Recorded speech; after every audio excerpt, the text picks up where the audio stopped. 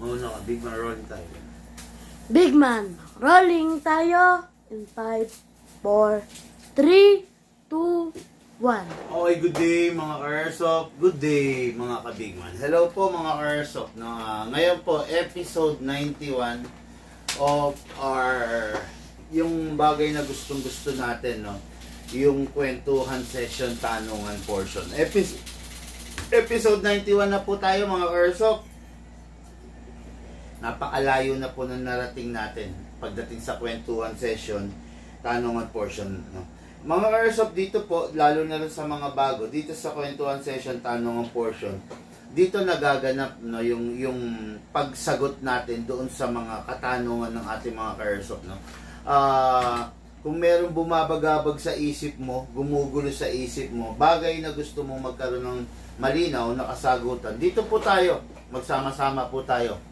Kwentuhan session, tanungan portion, itanong mo po kay Big Man, no? Ayan po, ngayon po, maraming ibinato, maraming ibinigay sa ating tanong na kailangan nating masagot, no? Sa abot ng makakayanan ko, sasagutin ko po ito ng malinaw, ng buo, ng diretso, para po sa ating mga ka-airsoft, okay? So, let's begin. Ngayon, kung meron ka rin katanungan na gusto mong, syempre, magkaroon ng kasagutan, tanungin mo na, sasagutin ko po yan on the spot. Hindi pwedeng hindi natin masagot yung mga tanong ng ating mga airsoft kasi dapat mabigyan linaw ang lahat ng mga bagay. Okay? So, antay lang tayo ng konting ating mga airsoft bago tayo magpasimula ng ating kwentuhan session. Tanungan portion. Nung nakaraan, grabe yung mga tanong, no? Medyo malalalim, medyo mahihirap, pero buti na lang nasagot natin ng maayos, di ba? Okay, simulan na natin to mga airsoft, no? Which is better? Glock 18 or Glock 17? Yeah, tanong ni Madam Alain Asuncion of Caloocan City. Ipangre-regalo ko sa aking mister. Okay, no? Which is better? Sabi, Glock 18 or Glock 17? First and foremost, mga ka-airsoft, ang Glock 17 is purely single fire mode. Okay? Wala siyang features na rapid fire. Ang Glock 18 naman is single fire and rapid fire. Ibig sabihin, dual firing mode. Okay? yung airsoft, kaya tayo nag-airsoft, kaya tayo naglalaro ng airsoft para ma-replicate yung tunay. Diba? Ngayon, kaya tayo nag-airsoft para kung paano yung tunay, maramdaman natin sa paglalaro natin. Actually, mga ka-airsoft, pagdating sa tunay, live gun, real gun, okay? Wala naman talagang rapid fire, di ba? Pagdating sa tunay, talagang ang ginagamit, single fire lang tayo, di ba? Hindi naman tayo gumagamit ng rapid fire pagdating sa tunay. Tapos, isa pa, yung rapid fire function kasi, rapido, sabi nga. Alam nyo ba na yung rapid fire, ni isa wala kang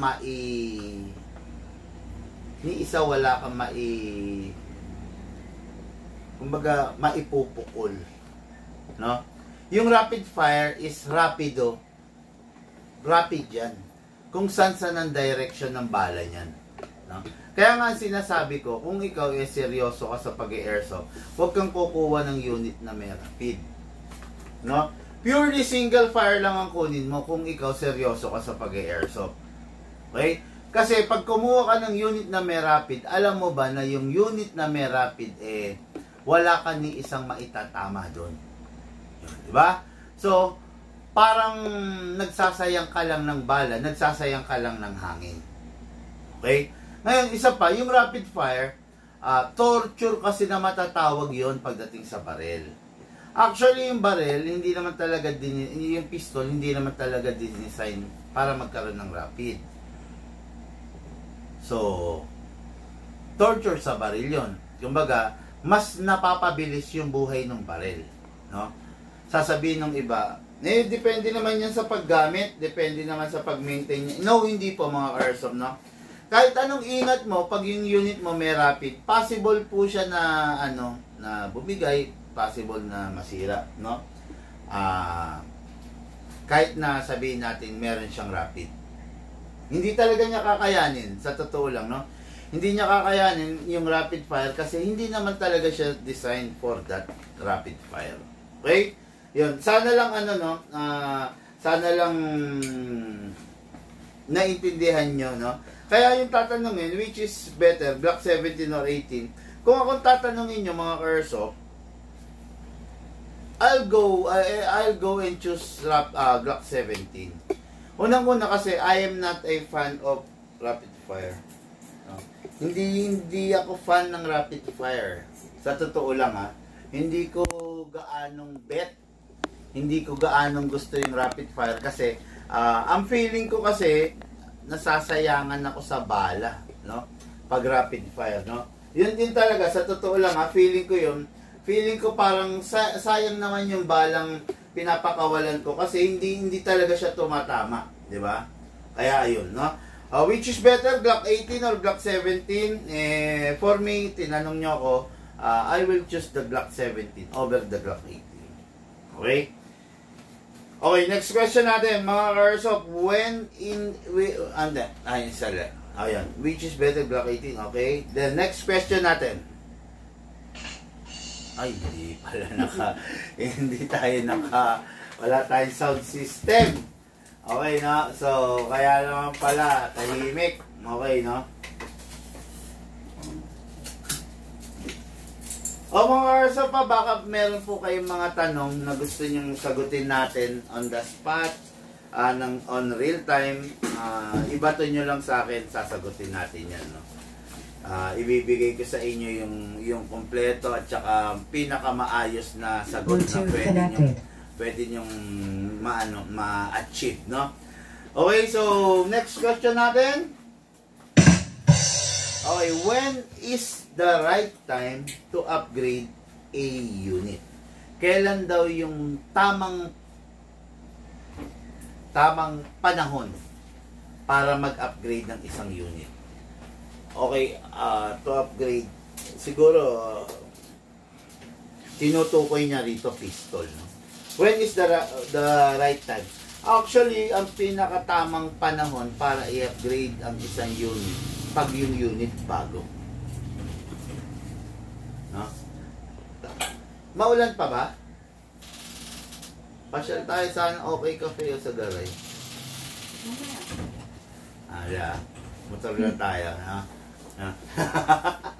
Okay na. Mga airsoft, when is the right time para i-upgrade yung unit, yung isang unit? Pagbago. Napakasarap i-upgrade ang unit na bago. Napakaganda, napakasarap i-upgrade ng unit pag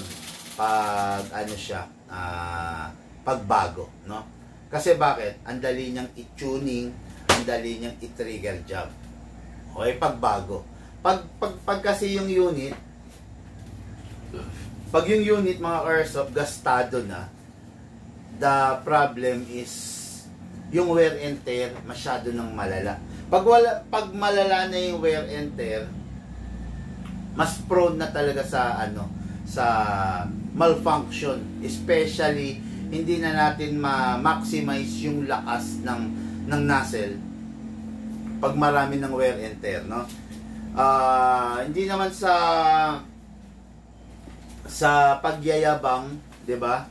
Pero mga airsoft, dito kasi sa Bigman itinuturo yung proper na kung paano yung proper na pag-treat dun sa unit, no? Sa iba kasi hindi itinuturo. So ang tendency wear and tear is present dun sa mga unit, no? Kaya nga lagi ko sinasabi sa inyo, 'di ba? Mapapansin niyo hindi ako nakakapagod na magsabi sa inyo na yung unit ninyo igamitan ninyo ng silicone oil, 'di ba? Hindi ako napapagod kasi pag napagod ako na magsabi sa inyo noon, hindi nyo nagagamitan, di ba? Pag hindi ko pinaalala, malamang sa malamang makalimutan nyo yung tamang paggamit. So pag nakalimutan nyo yung tamang paggamit, ayan na. magsisimula na yung pagkasira ng unit. Diba? Yun. When is the right time to upgrade the unit? The pistol to, no? The right time is today. No? Hanggat bago yung unit. Pag luma na yung unit, mahirap na. Okay? Kailangan pa bang i-dismantle? Ay, so yun. Next question. Okay, kailangan pa bang i-dismantle ang unit kapag i-sprayan ng oil? Actually, kaya nga ang ginagamit natin ay is spray. Spray ang ginagamit natin para ano siya, yung magpe-penetrate. Di ba? Pag ang ginagamit kasi natin yung oil na mga nakabattle na dipatak, kailangan mo pang i-dismantle yung unit para maabot niya yung mga hard to reach area, di ba? Pero pag yung unit, yung ginagamit mo is spray, hindi mo na kailangang mag-dismantle. Hindi mo na kailangang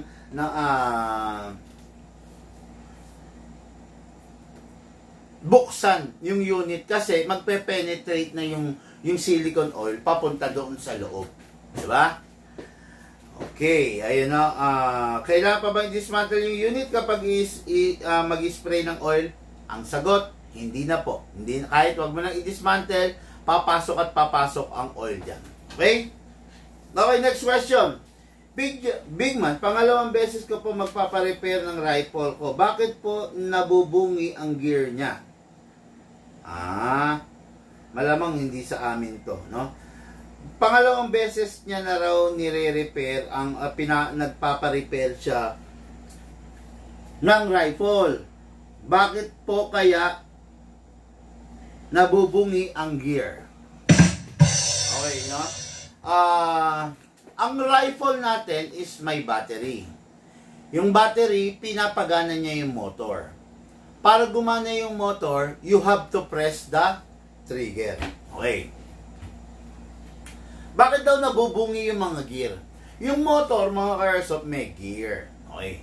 Sa pag-press natin, yung motor, iikot siya para magtrabaho siya para pumutok. Diba? Ngayon, sa pag-ikot ng gear niya, mga ka-airsoft, dahil prines mo, yung gear, ganito, may pinion gear kasi, may mas malaking gear, tinatamaan nyo ng pinion. Ngayon, pag ikaw, nag-alangan ka, na ito number one na sanhi ng pagkabungi ng gear, pag ikaw, nag-alanganin ka mag-press, no? Pag nag-half press ka, nalilito yung motor kung iikot niya ba ng 360 or hindi. Yung pinion niya. Okay? Ngayon, pag nalito yung motor, there's a big chances na tumukod yun dun sa kabilang gear. Okay? Interconnect kasi yan eh. Alam ba, ito yung gear, di ba? Pumapasok yung gear dito. Interconnect yan. Parang spider. Parang spider yan. Interconnect. Ngayon, kung sakaling nag-half press ka, tutukod yung gear mo. Pwede kang mabungian. Isa pang sanhi, kung bakit nabubungi yung isang gear, pag inabutan ka ng pagkalobat. Yan, marami yan. Maraming ano dyan. Maraming salarin dyan, sigurado. Yun sa inaabutan sila ng pagkalobat.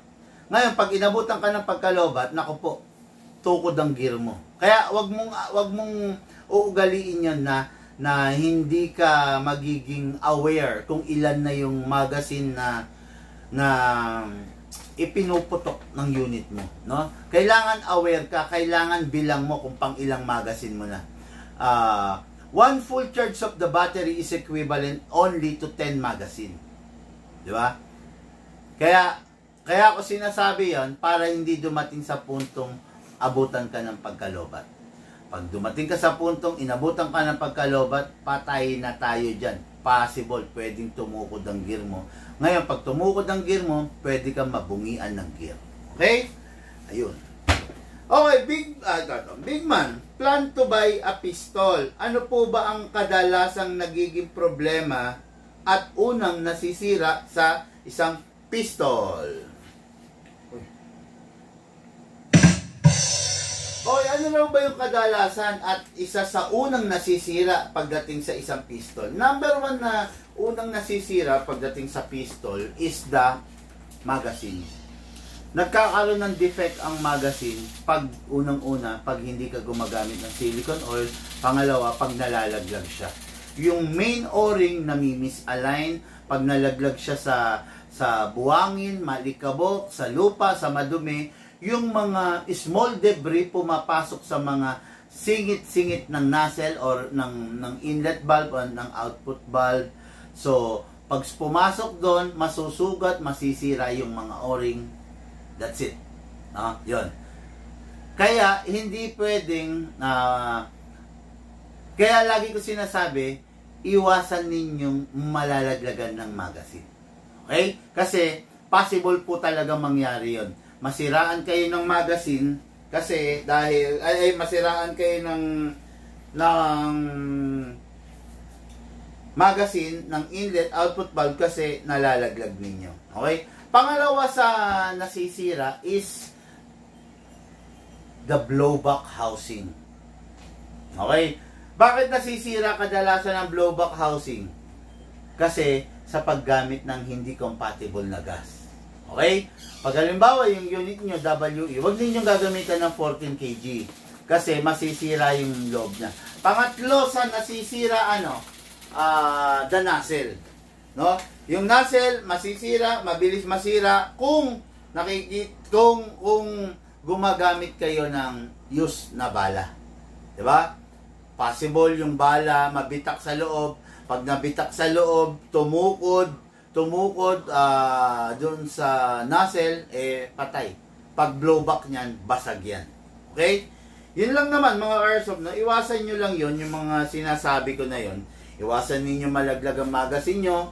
Kung hindi naman naiwasan na nalaglag ang magazine sa lugar na madumi, maputik, mabuhangin, maalikabok, banlawan ninyo yung magazine nyo, no? Hanggat maaari, kung kaya ninyong i-pressurize yung yung part ng output valve and inlet valve para mabanlawan yung magazine ninyo. Para hindi pumasok yung mga small debris ng bato, ng lupa, ng alikabok, yun yung sisira sa unit sa magazine ninyo. Okay? Okay, next question. Okay, Big Man, bakit po kaya ang bilis uminit ng battery ko? Sabi po ng binilang ko, normal lang po ito. Mali po yun, no? Actually, pag umiinit ang battery mo, mayroong something na nangyayaring mali doon sa unit, no? It's either hirap yung battery mo to supply, na-supplyan yung motor para umikot. Okay? Malaking bagay na dapat yung battery mo is compatible dun sa unit mo. Pag yung battery mo is under power, ang tendency, humihigop ng matinding kuryente yung motor mo, hindi makapag-supply ng maayos na voltahe yung battery mo. Okay? Kaya nga sinasabi ko sa inyo, halimbawa yung unit ninyo is stock lang. Huwag kayong gagamit ng upgraded battery. No? Kasi bawat motor, bawat unit, meron tinatawag na power immunity. So pag yung unit ninyo yung unit ninyo stock pa, tapos na-immune siya dun sa malakas na bigay ng battery, pag nag-upgrade kayo, may hihirapan kayong maghanap ng battery. Kailangan mag-step up na naman kayo ng battery. Okay? Yan mga airsoft, totoong bagay yan sinasabi ko, no? Hindi kayang ipaliwanag, hindi kayang ibigay yan ng ibang tao. Tayo dito, pinag-uusapan natin yan, no? Power immunity. Nai-immune yung system doon sa malakas na bigay na voltahe. Pag nag-upgrade ka na, kailangan mo na naman mag-step up ng mas malakas na battery. Okay? Tandaan nyo, hindi ko gumamit kayo ng maganda at malakas na battery, magiging maganda yung unit nyo. Hindi. Lahat yan mga airsoft, ibinabagay lang po natin. Hindi ka pwedeng gumamit ng malakas na battery kung ang unit mo stock lang. Okay? Yun. Okay, Big Man, required po bang i-rep ang green gas kapag itatabi para di sumingaw? Actually, yung pagre-rep ng green gas, ano yan, isang step yan para yung green gas mo patulugin mo. Diba? Para patulugin mo, para maging mahina siya. Kasi yung green gas natin mahina pag malamig ang panahon. Isang paraan yan, no? Para patulugin mo. Kaya lang, bakit mo naman kailangan patulugin? Paano kung biglaan gagamitin mo? Eh di tulog yung gas mo. Diba? Ganun yan, no? Yung ilalagay mo siya sa isang normal temperature sa iyong kwarto, okay na yun eh. Okay na yun. Ilagay mo lang siya sa isang cabinet, o kaya isandal mo lang siya dyan sa isang sulok, okay na yun. Hindi mo kailangang i-rep, no? The problem, pag i-rep mo, chemical kasi yan eh. Diba? Chemical yan. Ngayon, yung rep nyo is, ang laman yan mga pagkain. Diba? Paano kung sakali lang mag-malfunction yung green gas nyo dun sa loob ng rep? Magkaroon ng singaw. O, diba? Yung mismong gas, yung chemical niya, hahalo dun sa mga pagkain sa loob ng rep, sa mga tubig. So, paano mangyayari ron? Eh di, papasok sa katawan mo yung chemical. Diba? Napakapangit nun. Yung rep, ginawa yan for a storage, cooling storage ng mga pagkain. Diba? Hindi ng green gas, hindi ng gamot, hindi ng chemical. No? Maaring makasira sa health nyo po yan. Okay? Okay, Big Man, pwede bang ubusin ang gas sa magazine kahit wala na pong bala? Pwede bang ubusin ang gas? Actually, kung itatabi mo na yung unit mo, lagi kong sinasabi, dapat walang lamang gas. Di ba? Walang lamang gas dapat. Kung hindi mo nagagamitin yung unit mo, dapat wala kang ititirang gas sa kanya. Kasi pag nagtira ka ng gas sa kanya, napepersa yung valve mo eh. Yung valve, di ba? Imbis na naka-relax lang yung valve, napepersa siya. So, ang tendency, pag napersa siya, hindi tatagal yung buhay ng valve mo. Diba? Yun. Iwasan lang po natin yan. Kasi, ayun,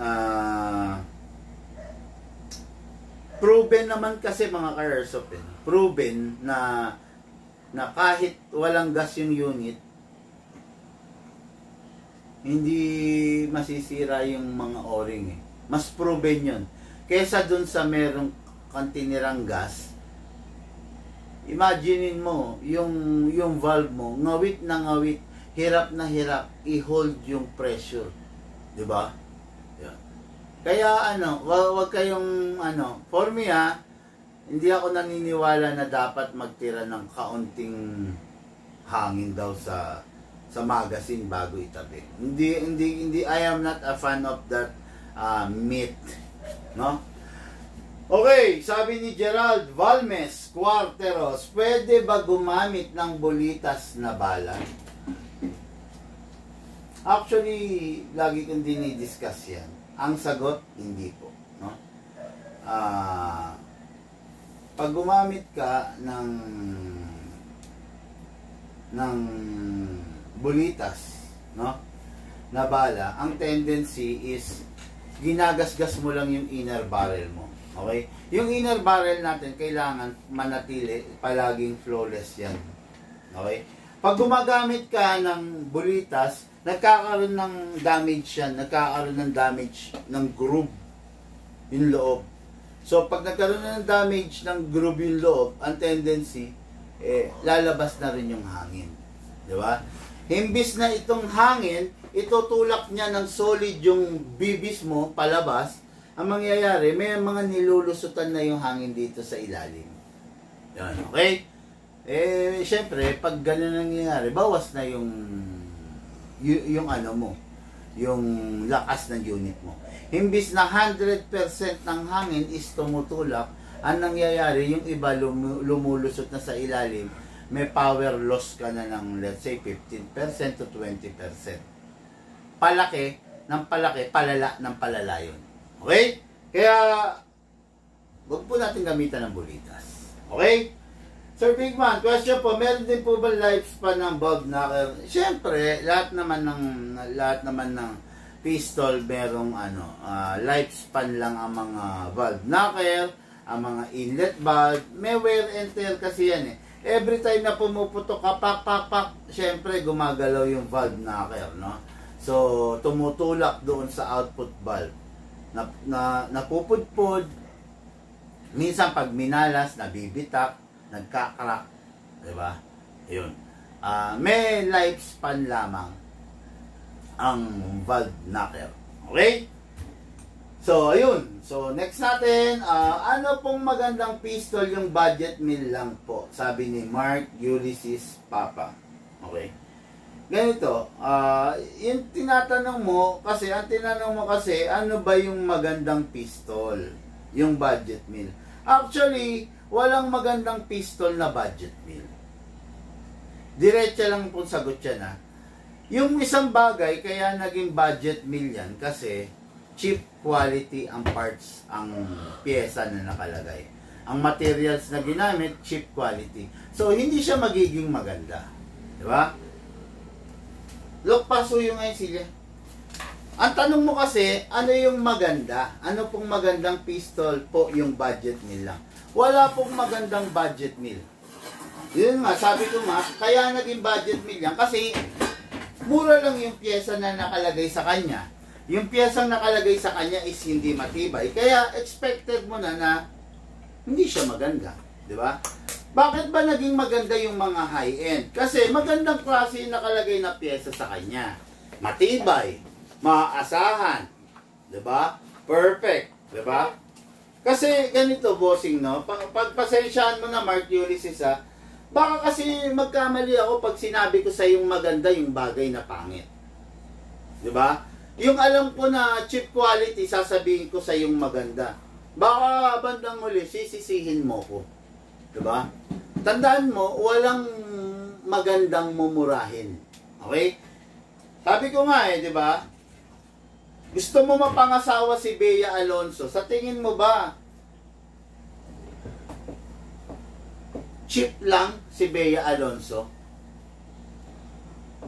Gusto mo mapangasawa si Barbie Imperial? Sa tingin mo ba, cheap lang si Barbie Imperial?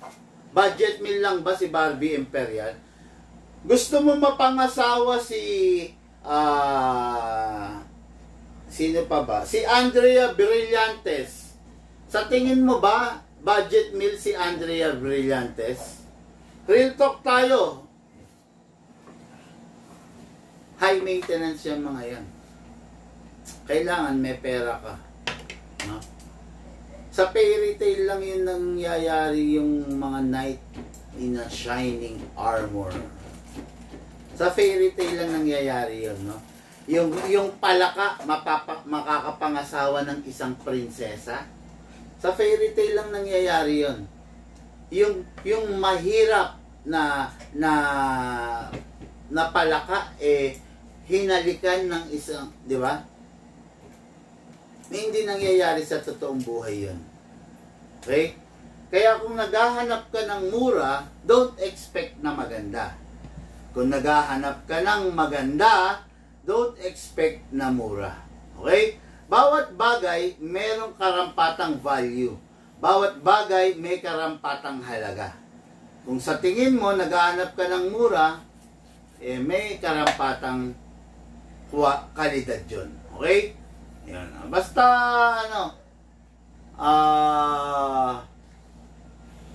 tandaan mo to, wala kang makikitang mumurahin na maganda.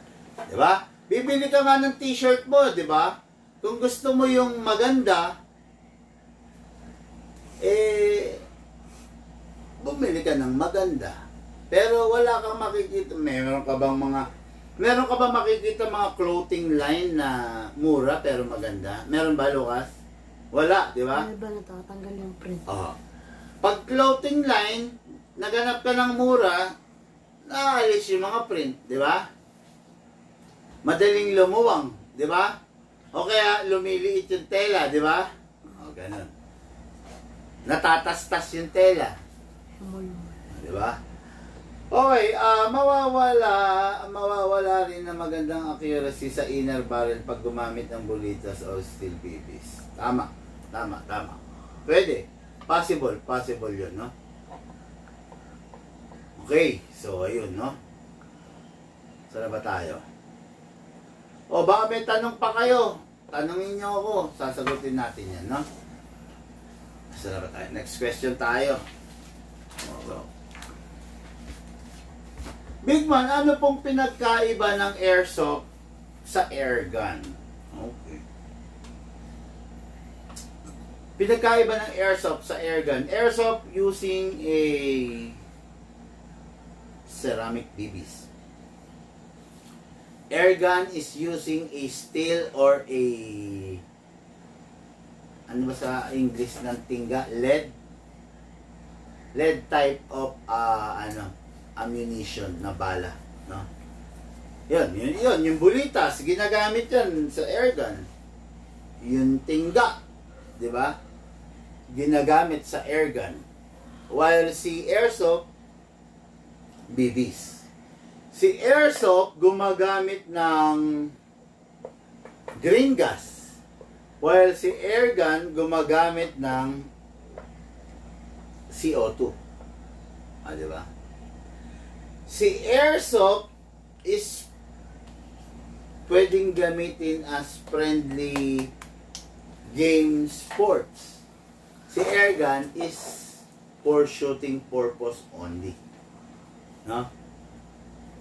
Si airsoft, sa panahon natin ngayon, napakadaming pyesa, madali ang access para makabili. Si airgun, madalang na. Hindi na ganun karami ang nagbebenta ng airgun. Okay. Si airsoft is hindi bawal. While si airgun is nasasaklawan ng batas. Bawal on some municipality. Bawal on some provinces. Diba? Bawal. Okay? Ayun. Marami siyang pagkakaiba eh. Maraming pagkakaiba ang airsoft and airgun.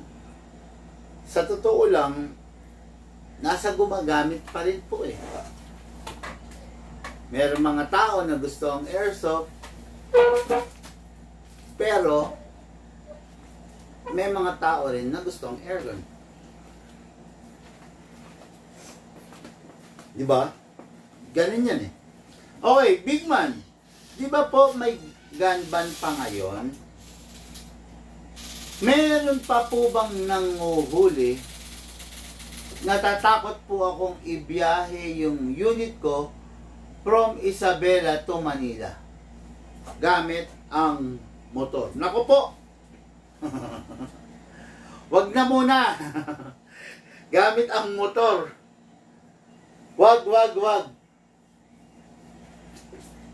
Mga airsoft, alam naman natin eh, no, na pagdating sa kalsada, dehado talaga yung mga naka-motor, di ba? Compare mo sa mga naka-4 wheels.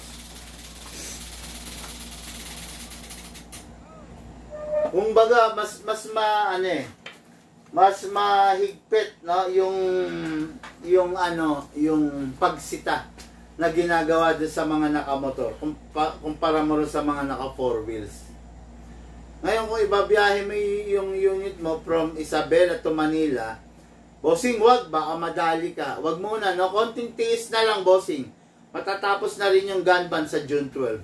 Natatakot kasi ako baka madali ka ng mga, alam mo na, di ba? Mahirap ng one time, di ba? Mahirap yan. Naghihikab ako, visit ah. Mahirap na one time, no? Okay lang kung ang gamit mo 4 wheels eh. Kung 4 wheels ang gamit mo, hindi ganang sitahin. Pero kung nakamotor ka, mahirap po yan, bossing, no? Okay, next question natin. Big Man, ano pong dahilan? Bakit po nasisira ang isang inlet valve? 4 times na ako nagpapalit sa loob ng 1 taon. Okay, there's only isang dahilan, one reason kung bakit masisira ang inlet valve. Ito, isa ang inlet valve sa pinakamatagal masisira sa unit nyo kung gagamitin mo ng tama. Pero kung mali ang paggamit mo, isa siya sa pinakaunang masisira. Isang dahilan lang para masira yung inlet valve mo pag mali yung paraan ng paggagas mo. Okay, this is the inlet valve. And this is the green gas. Okay? Inlet valve, green gas. Para mag-refill ka, kailangan mong suklog. Diba? Ngayon,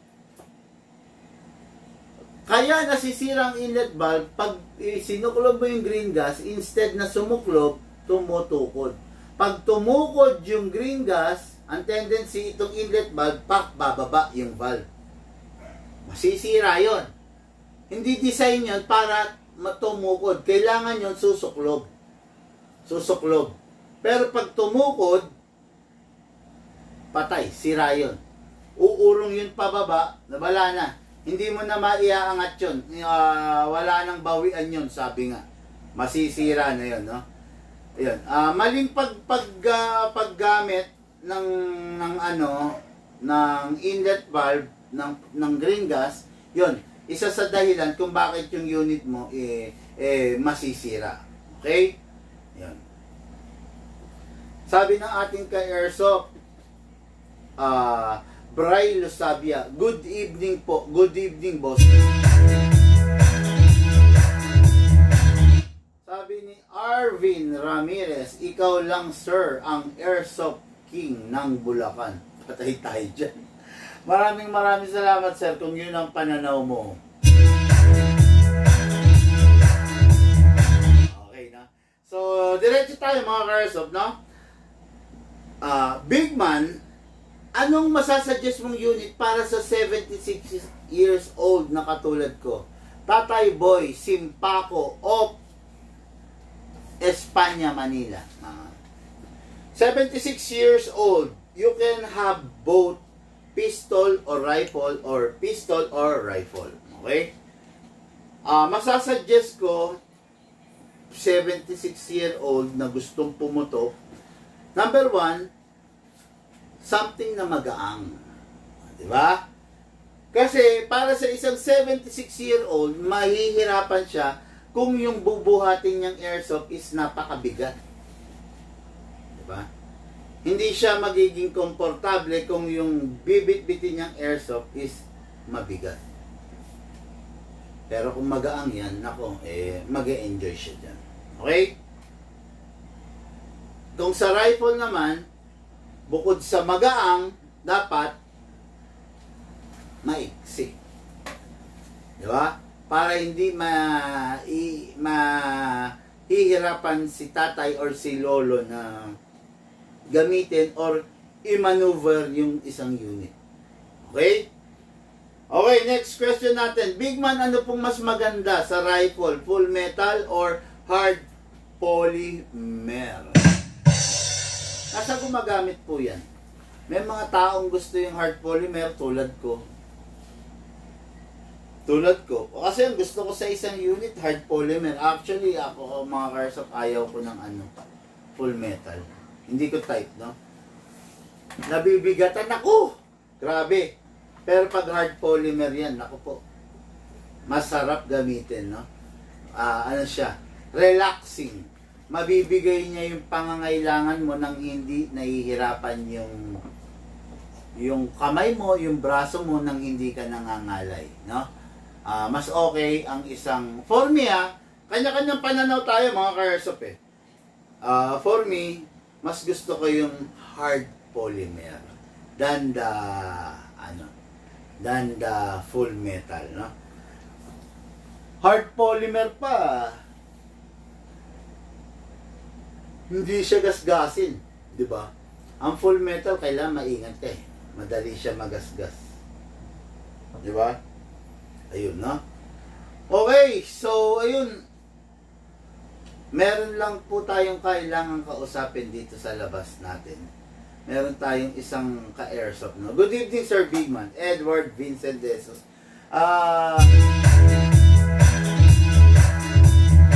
As much as I want, ayaw kong putulin tong live na to, kaya lang meron tayong kailangan kausapin. Meron tayong isang ka-airsoft na may problema dun sa airsoft niya. I don't know kung ano yung problema, pero kanina pa siya pabalik-balik eh. Hindi kasi sa amin binili yung unit, no?